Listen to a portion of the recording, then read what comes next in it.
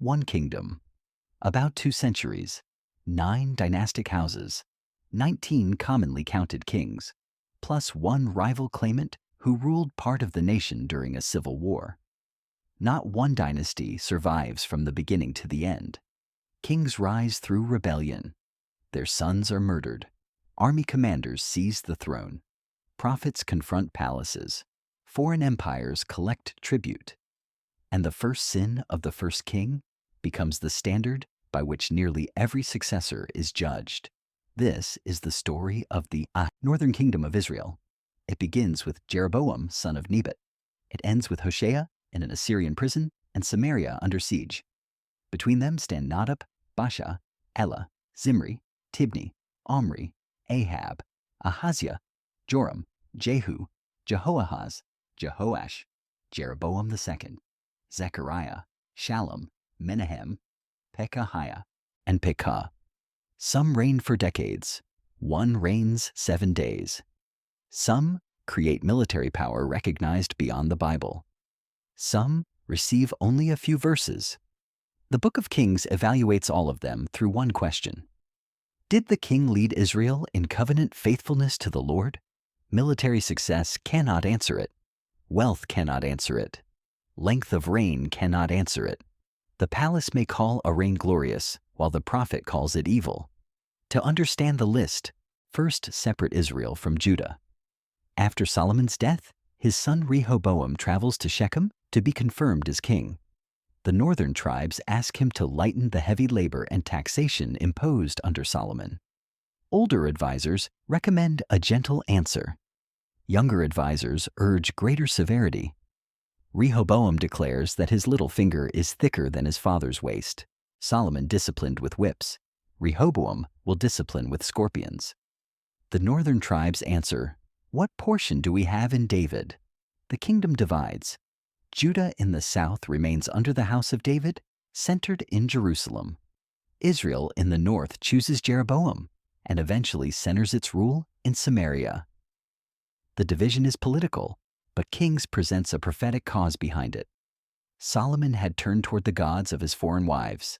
The prophet Ahijah tore a new garment into 12 pieces and gave 10 to Jeroboam, announcing that God would tear most of the kingdom from Solomon's son. The northern kingdom is therefore not born outside divine judgment. Jeroboam receives a genuine opportunity. God promises him an enduring house if he listens and walks in the divine ways as David did. The tragedy is that Jeroboam does not trust the promise. Jeroboam I rules first from Shechem, strengthens Penuel, and later is associated with Tirzah.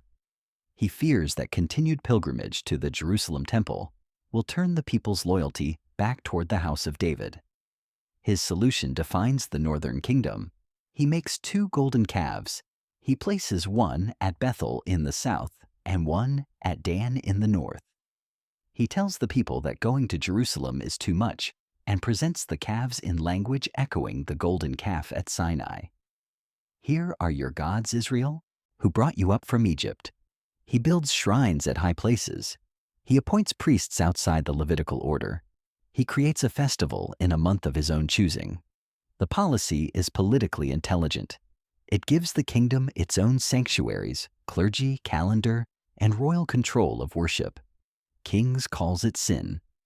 The phrase, "the sin of Jeroboam son of Nebat," which he caused Israel to commit, becomes the refrain of the northern monarchy. The calves may have been understood as images of the Lord, pedestals for the invisible deity, or symbols within a mixed form of worship. Kings does not excuse the distinction. The royal system violates the authorized worship centered in Jerusalem and repeats Israel's foundational act of idolatry. A man of God from Judah confronts the altar at Bethel and predicts that a future Davidic king named Josiah will defile it. The altar splits as a sign. Ahijah later announces judgment on Jeroboam's house. His 6th son will die, and the dynasty will be swept away. Jeroboam reigns 22 years according to Kings. He establishes the kingdom, but plants the religious pattern that outlives his family. His son Nadab becomes the 2nd king. Nadab reigns for 2 years. He continues his father's sin and campaigns against the Philistine city of Gibbethon. There, Baasha, from the tribe of Issachar, assassinates him. Baasha kills the entire house of Jeroboam, fulfilling Ahijah's word. The first dynasty ends in blood. Baasha becomes the third king and begins the second dynasty. He rules 24 years from Tirzah. He wars with Asa of Judah and fortifies Ramah to control movement toward the south. Asa responds by sending temple and palace treasure to Ben-Hadad of Damascus, persuading Aram to attack northern cities. Baasha abandons Ramah. The prophet Jehu, son of Hanani, brings a verdict. God raised Baasha from the dust and made him leader. But Baasha walked in Jeroboam's way and caused Israel to sin. Therefore his house will become like Jeroboam's house. The irony is complete. Baasha was the instrument of judgment against one dynasty. He repeats the same pattern and receives the same sentence. Killing a wicked king does not make the killer righteous. Baasha's son, Elah, becomes the fourth king. He reigns 2 years. While the army again besieges Gibbethon, Elah becomes drunk in the house of an official at Tirzah. Zimri, commander of half his chariots, enters and kills him. Zimri then destroys the whole house of Baasha. The prophetic word is fulfilled, and another assassin becomes king. Zimri is the fifth king. His reign lasts 7 days. The army hears that he has murdered Elah and proclaims its commander Omri king in the camp. Omri marches against Tirzah. When Zimri sees the city taken, he enters the royal citadel, burns the palace over himself, and dies. 7 days reveal the speed of the cycle. Conspiracy produces a crown. The crown draws another army. The assassin is consumed in the palace he seized. But the struggle is not over. The people divide between Omri and Tibni, son of Ginath. Tibni is not normally included among the 19 kings because Kings does not give him a formal accession notice or moral summary. Yet he is a rival royal claimant, supported by half the people. For several years, the northern kingdom appears divided within itself. Omri's followers prevail. Tibni dies. Omri becomes uncontested king. If every person who claimed royal authority is counted, the list contains 20 rulers. If only the kings formally counted by the book's regnal framework are included, the familiar number is 19. Omri is the 6th commonly counted king and founder of the third major dynasty. He reigns 12 years, part of them amid civil conflict. His great political act is the purchase of a hill from Shemer. He builds a new capital there and names it Samaria. The location is strong. Samaria stands on a defensible hill with routes toward the coast, Jezreel Valley, and interior. It becomes the enduring political center of northern Israel. Outside the Bible, Omri's name becomes so important that Assyrian records can call Israel the house of Omri, long after his dynasty has fallen. The Mesha inscription from Moab also remembers Omri's domination of Moab. Archaeology and inscriptions therefore present Omri as the founder of a powerful regional state. Kings gives his political achievements only a few lines. Its verdict is that Omri did more evil than all before him and walked in the way of Jeroboam. This contrast teaches the book's method. An empire may remember a dynasty's power. The biblical historian may remember its worship. Omri's son, Ahab, becomes the 7th king. Ahab reigns 22 years and dominates the northern narrative. He marries Jezebel, daughter of Ethbaal, king of the Sidonians. The alliance links Israel with Phoenician power and trade. Ahab builds a house or temple for Baal in Samaria and makes an Asherah. King says he did more to provoke the Lord than all the kings before him. The conflict with Elijah begins. The prophet announces drought. The absence of rain challenges Baal, a deity associated with storm and fertility. Elijah is fed beside a brook and then sustained in the household of a widow at Zarephath, within the region connected with Jezebel's people. Her flour and oil continue, and her son is restored to life. The God of Israel provides where Baal is supposed to rule. On Mount Carmel, Elijah confronts prophets of Baal. The question is covenant loyalty. If the Lord is God, follow him. If Baal, follow him. No fire answers the prophets of Baal. Fire from the Lord consumes Elijah's sacrifice, stones, dust, and water. Rain returns. Yet Jezebel threatens Elijah, and the prophet flees. The victory on Carmel has not automatically transformed the palace. Ahab also wars with Aram. Kings record surprising victories granted by prophets, showing that the Lord remains sovereign over Israel's battles, even under a wicked king. Ahab later spares Ben-Hadad and makes a treaty, receiving prophetic condemnation for releasing a king appointed to destruction. The story of Naboth's vineyard exposes royal power at its worst. Ahab desires land beside his palace in Jezreel. Naboth refuses because the vineyard is ancestral inheritance. Jezebel arranges false charges of cursing God and king. Naboth is executed, and Ahab takes possession. Elijah meets him in the stolen vineyard. The issue is not only idolatry, it is murder, false testimony, and royal seizure of covenant land.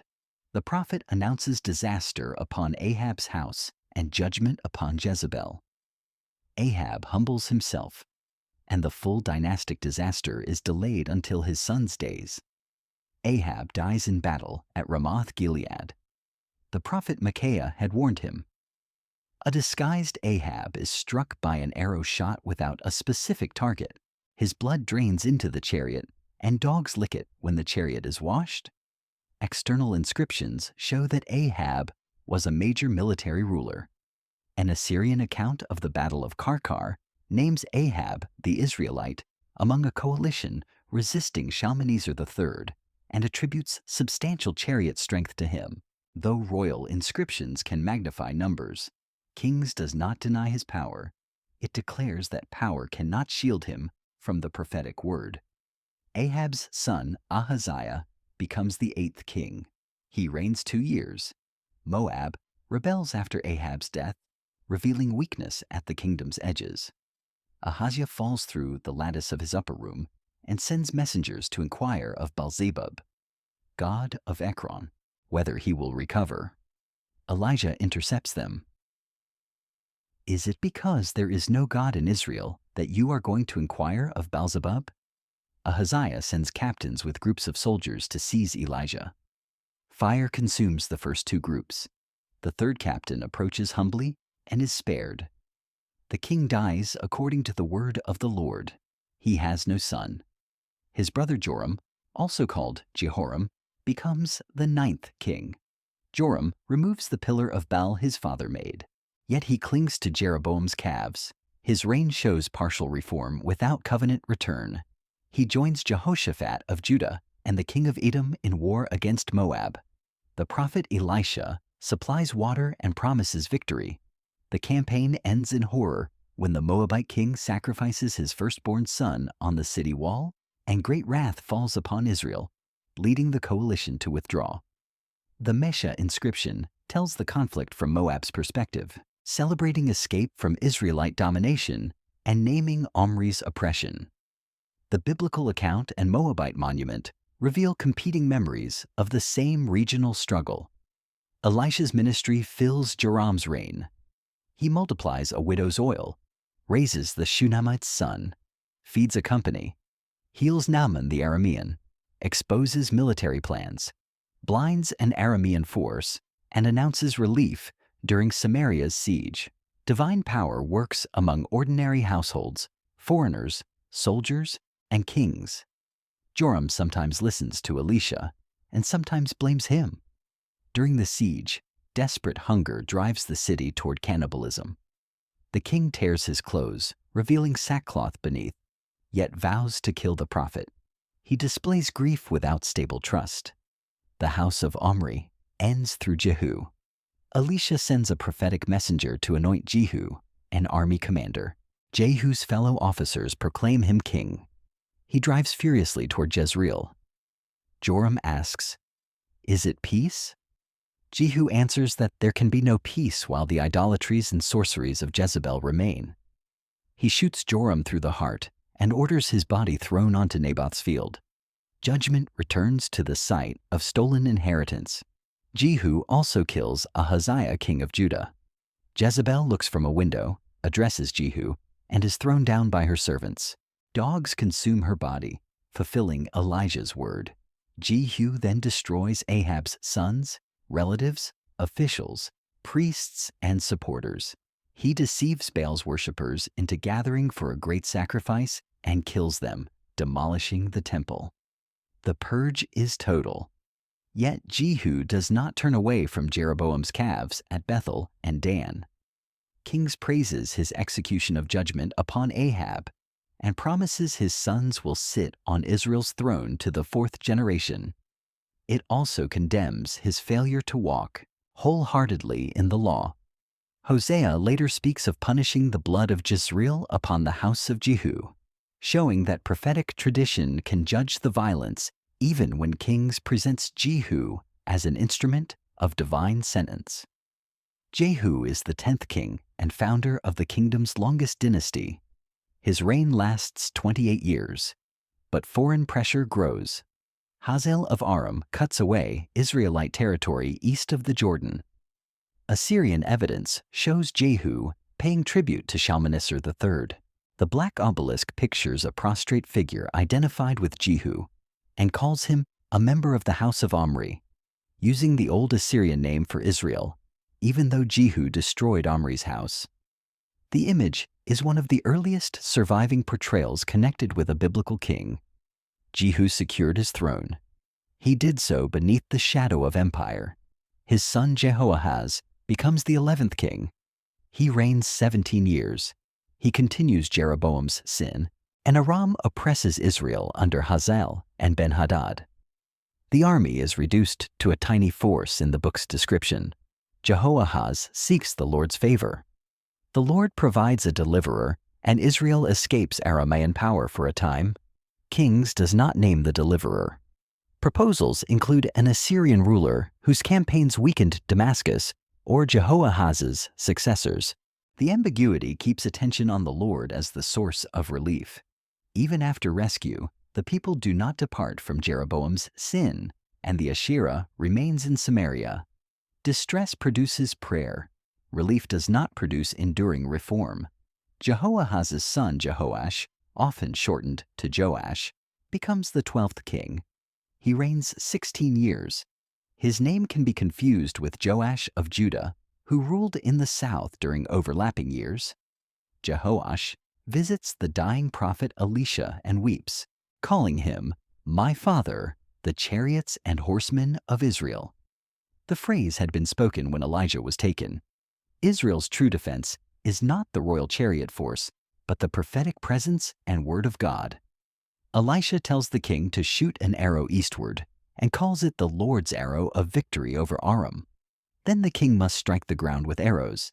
He stops after 3 strikes. Elisha becomes angry because he should have struck 5 or 6 times. Jehoash will defeat Aram 3 times, but not destroy it completely. The sign reveals limited royal expectation. Jehoash recovers cities from Ben-Hadad. He also defeats Amaziah of Judah, breaks part of Jerusalem's wall, and takes treasures and hostages. Political success returns. The theological verdict remains. He does not depart from Jeroboam's sin. His son Jeroboam II becomes the 13th king. He reigns 41 years, one of the longest and most prosperous northern reigns. He restores Israel's boundary over a wide region according to the word of Jonah, son of Amittai. King says, "The Lord saw Israel's bitter affliction, and had not yet declared that Israel's name would be erased." Deliverance comes through a king who still does evil. This distinction matters. Prosperity is not divine approval of the king's worship. It is compassion toward an afflicted people and preservation of the kingdom for a time. The prophets Amos and Hosea speak into this period. Amos describes wealthy houses, ivory beds, elaborate feasts, religious festivals, and economic exploitation. The rich sell the poor for silver, manipulate measures, and treat worship as protection from judgment. The archaeology of Samaria has revealed luxury goods, including carved ivories, that fit the world of elite wealth described in the period, though assigning individual objects to a named ruler requires caution. Hosea exposes idolatry, unstable alliances, priestly corruption, and covenant betrayal. Israel is a luxuriant vine whose fruit multiplies altars. Jeroboam II's reign looks like recovery. The prophets see the final crisis approaching. His son Zechariah becomes the 14th king. He reigns 6 months. Shallum, son of Jabesh, kills him publicly and takes the throne. Zechariah is the 4th generation after Jehu. Jehoahaz, Jehoash, Jeroboam, Zechariah. The promise that Jehu's sons would sit to the 4th generation is fulfilled. Then the dynasty ends as it began, through assassination. Shallum becomes the 15th king. He reigns 1 month. Menahem, son of Gadi, comes from Tirzah, enters Samaria, kills Shallum, and becomes king. 2 kings have now ruled a total of 7 months. The kingdom that enjoyed 4 decades under Jeroboam II collapses into conspiracy. Menahem is the 16th king. He reigns 10 years. Kings records his brutal attack on Tifsah because the city would not open to him. He strikes it and rips open pregnant women, an image of terror used to suppress resistance. Then Pul, king of Assyria, invades. Pul is Tiglath-Pileser III. Menahem pays an enormous tribute to secure Assyrian support for his hold on the kingdom. He raises the money through a levy on wealthy Israelites. The arrangement preserves his throne by reducing national independence. Assyria is no longer a distant power appearing in royal monuments. It determines whether Israel's king remains in place.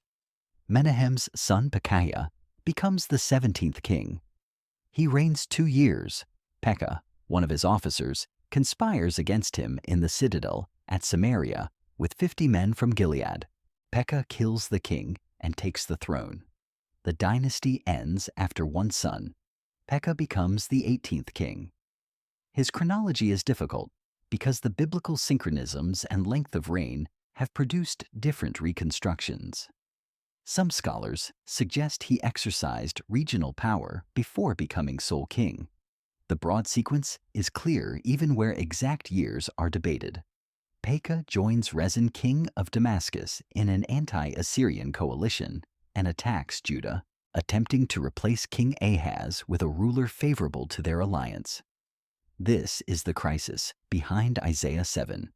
Ahaz fears the 2 kings, but Isaiah tells him that their plan will not stand. He must trust the Lord. Ahaz instead appeals to Tiglath-Pileser and sends silver and gold from temple and palace. Assyria responds.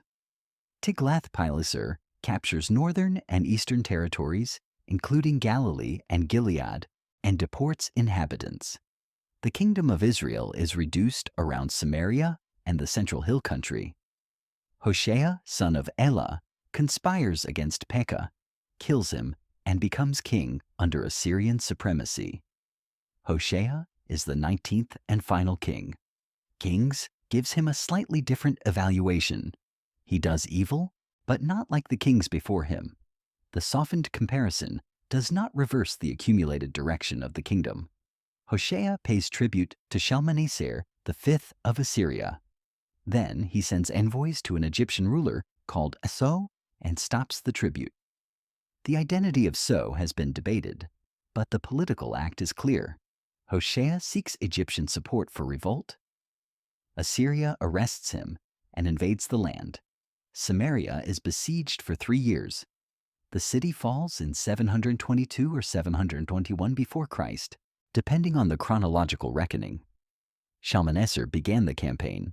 Sargon II later claimed the capture and deportation of Samaria's inhabitants. The transition between Assyrian kings helps explain the overlapping claims. Assyria deports Israelites to regions within the empire and resettles populations from other conquered lands in Samaria. This was imperial policy. Deportation broke centers of resistance, redistributed labor, and mixed subject populations.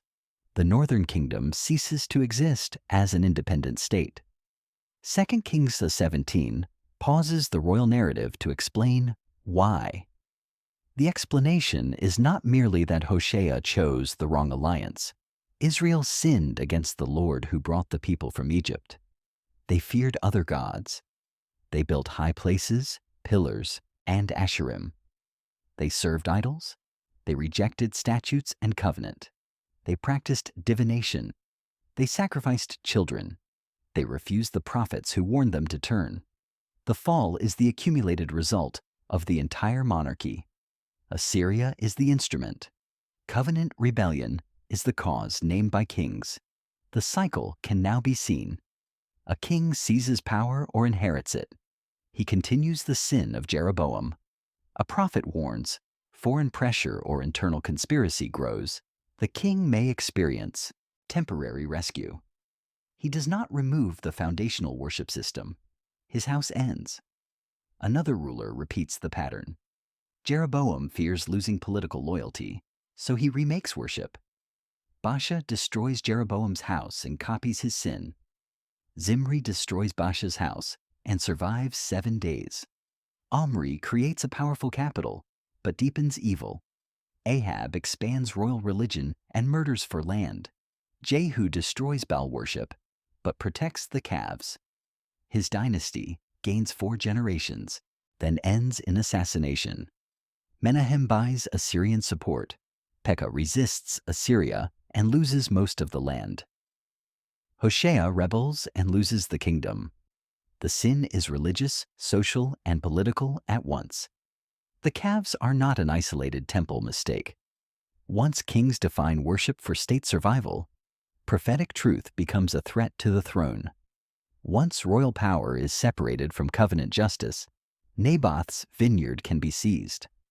Once dynastic murder becomes a path to rule, every commander becomes a possible assassin. Once foreign alliances replace trust, tribute becomes dependence, and dependence becomes conquest. The prophets expose the connections. Elijah confronts Baal and royal murder. Elisha both rescues Israel and anoints its judge. Amos joins worship with justice. Hosea joins idolatry with unstable diplomacy. Isaiah interprets the Syro-Ephraimite crisis under the sovereignty of the Lord. Prophetic warning is not an interruption of political history. It is the theological interpretation of political history. The external inscriptions add another perspective. Assyria remembers Ahab's chariots.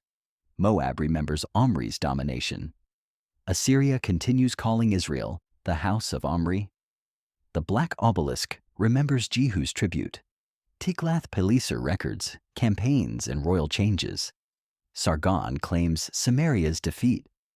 These sources confirm that the northern kingdom was a real Iron Age state, entangled with its neighbors and empires. They also remind readers that royal records have agendas. Assyrian kings glorify conquest. The Mesha inscription glorifies Moab's god and king. Kings evaluates rulers through covenant with the Lord. No source is a neutral transcript. Together, they reveal a kingdom more powerful than a quick reading of Judah-centered history might suggest. Northern Israel possessed fertile land, major routes, strong cities, international alliances, and significant armies. Samaria's rulers mattered to Damascus, Moab, Phoenicia, Judah, and Assyria. That power makes the fall more instructive. Israel did not disappear because it had never become strong. It disappeared after strength repeatedly failed to produce covenant faithfulness. The way Kings tells the history reinforces that verdict. Each reign normally begins with a formula. The king is synchronized with the reign of a king in Judah. His length of rule is given. His capital is named. Then comes an evaluation of his conduct. At death, the reader may be directed to another source called the Book of the Chronicles of the Kings of Israel, where acts, wars, and achievements were recorded more fully. That royal source has not survived. The biblical writer knew more political detail than he chose to narrate. His selection is theological. Omri's extensive achievements can be compressed, while Elijah's confrontation with Ahab occupies chapters. Jeroboam II's long and successful reign receives only a short account, while Amos and Hosea expose its moral condition elsewhere. Kings is not attempting a court chronicle with equal space for every ruler.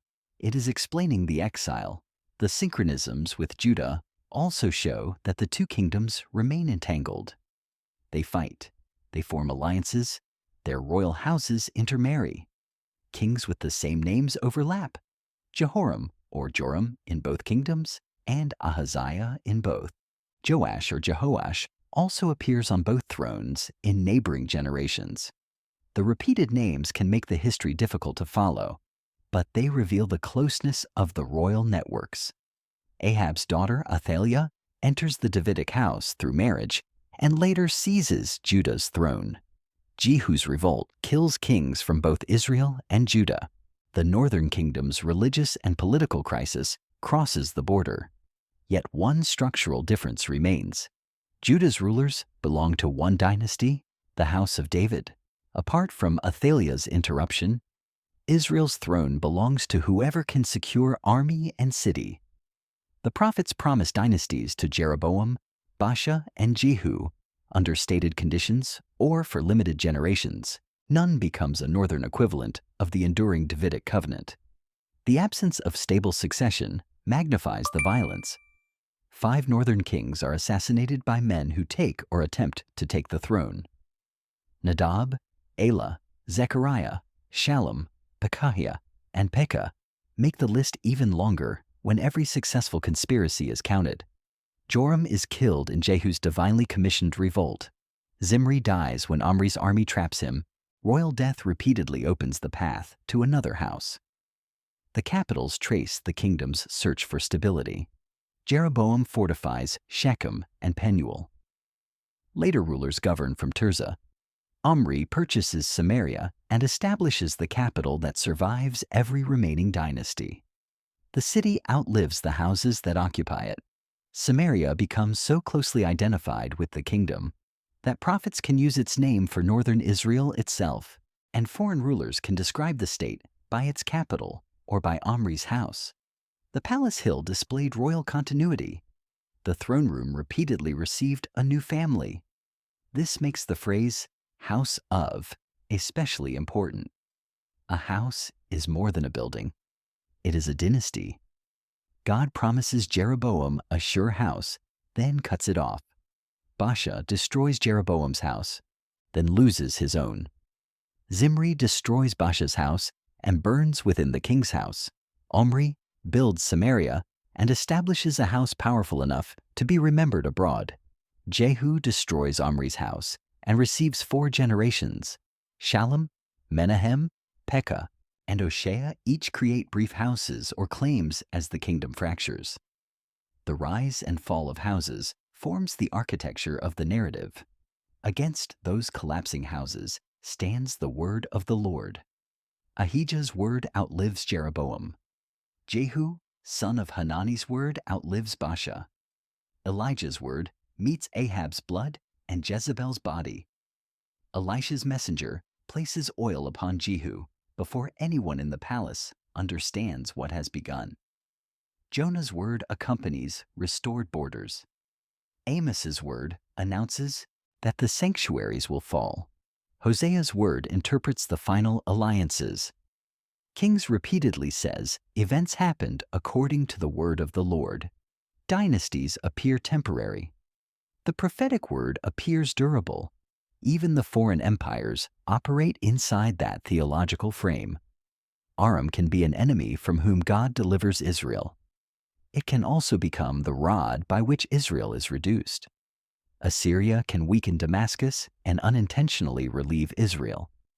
It can support Menahem's throne. It can be invited by Ahaz of Judah against Pekah. It can deport Israel and end the northern state. No alliance fixes the moral meaning of an empire.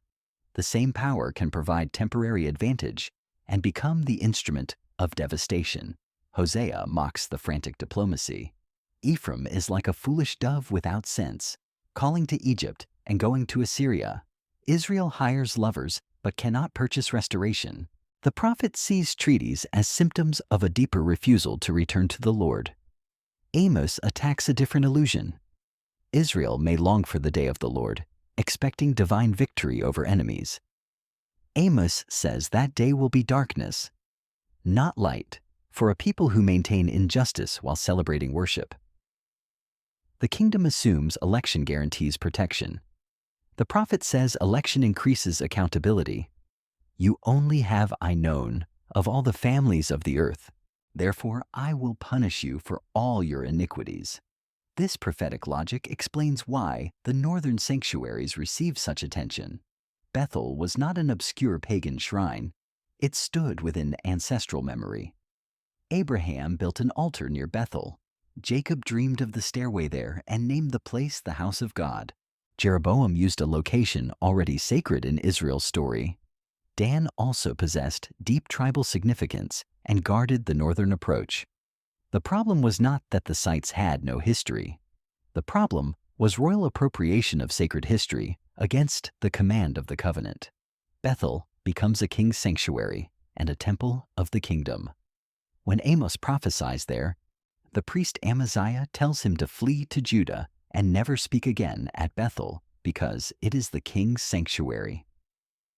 That sentence reveals the system. The sanctuary belongs to the crown. The prophet belongs to the word of God. When they conflict, the priest protects the institution. The sin of Jeroboam therefore persists because it solves a continuing royal problem. A northern king who removes the state sanctuaries risks acknowledging Jerusalem's claim and weakening the symbolic independence of his realm. Even Jehu, zealous enough to demolish Baal's temple, keeps the calves. He destroys the religion associated with Ahab's foreign alliance. He retains the religion associated with northern kingship. His reform reaches the point where it threatens another dynasty. It stops where it would threaten his own throne. That is why the cycle is stronger than the intentions of any single king. Each ruler inherits institutions built from fear, power, and compromise. Each has opportunity to break the pattern. None does.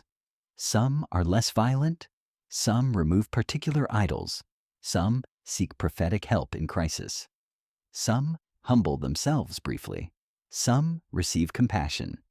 But the foundational system remains until the kingdom falls. Chronology must also be treated with care. The regnal totals and cross-references in Kings do not always fit a simple sequence when added without adjustment. Ancient kingdoms could count accession years differently. Co-regencies, rival reigns, overlapping rule, and different calendars complicate calculation. That is why timelines assign slightly different dates to several kings, especially in the final decades. The broad framework is firm. The split follows Solomon in the 10th century before Christ. The Omri and Jehu dynasties dominate the 9th century. Jeroboam II presides over 8th century expansion. Tiglath-Pileser III dismantles much of Israel after the middle of that century. Samaria falls in 722 or 721. Exact tables are reconstructions, not additional verses. The sequence and theological pattern do not depend upon pretending every chronological question has disappeared. If this investigation is helping you follow the monarchy through scripture and ancient history, subscribe and continue exploring with us. Thanks also to those whose support makes these long-form studies possible. The fall of Samaria is not the end of every northern Israelite. Assyria deported part of the population, especially people useful to imperial administration and resistance. Others remained in the land. Refugees also moved south into Judah. Later biblical texts continue to speak of Israel, Ephraim, and all 12 tribes. The phrase 10 lost tribes describes later mystery and dispersion, but it can create the false impression that every inhabitant vanished without trace. The population was scattered, mixed, and politically dismantled. The kingdom ended. The people and their memory continued. The prophets even speak hope beyond the fall. Hosea names a child, "not my people," as a sign of broken covenant, then promises that those called not God's people will be called children of the living God. He imagines Judah and Israel gathered under one head. Amos announces that the fallen booth of David will be razed and the ruins restored. Jeremiah promises a new covenant with the house of Israel and the house of Judah.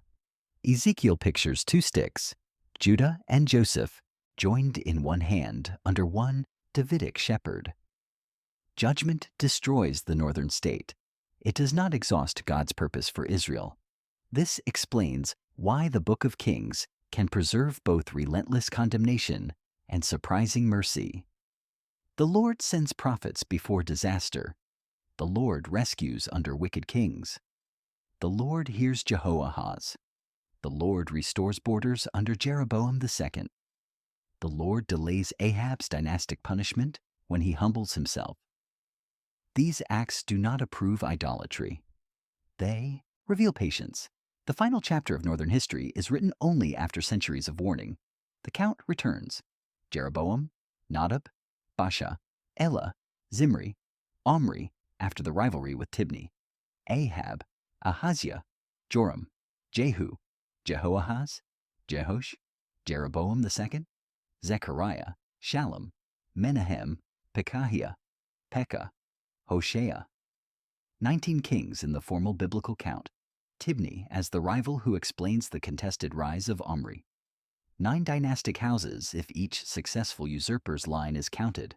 No house. Lasts from first king to last. The house of David survives in Judah.